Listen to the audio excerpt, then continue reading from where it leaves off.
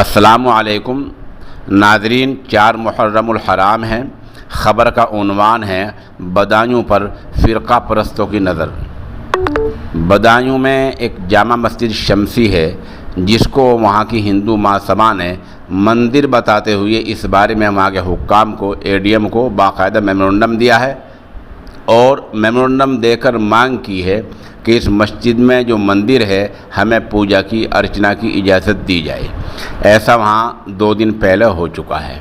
ظاہر سی بات ہے، جب مسجد کو مندر بتایا جائے گا تو ماحول کشیدہ ہونا ہی ہے۔ یہی مقصد ہے، یہی منزل ہے فرقہ پرستوں کی کہ کسی طرح پرامن شہروں کے امن کو برباد کر دیا جائے۔ آپ کو بتلا دیں کہ بدایوں ایک قدیم یعنی پرانا شہر ہے، لگ بھگ 1200 سال پرانا شہر ہے بدایوں۔ اتر پردیش کا بڑا شہر ہے۔ یہ شہر علماء کا، صوفیوں کا، رشی منیوں کا اور شعراء کا رہا ہے۔ یہ وہی شہر ہے جس کی خاک کو، جس کی مٹی کو امیر خسرو نے آنکھوں میں بطور سرمے کے لگایا اور بدایوں کو سلام کیا۔ یہ وہی شہر ہے۔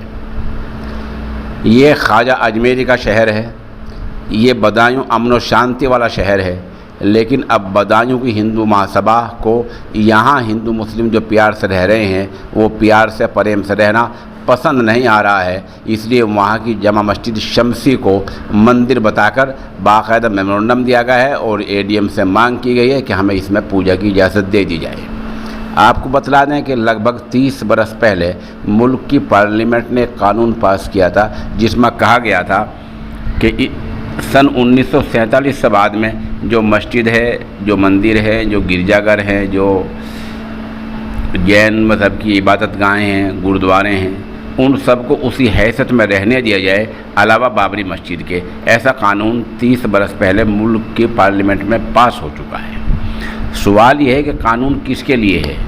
کیا قانون سب کے لیے نہیں ہے؟ اگر پارلیمنٹ کا پاس شدہ قانون سب کے لیے ہے تو ان لوگوں کو ADM جیسے اعلیٰ افسر کو کسی مسجد کو مندر بتا کر وہاں پوجا مانگنے کی اجازت والا میمورنڈم دینے کی اجازت کیسے ہو گئی ہے؟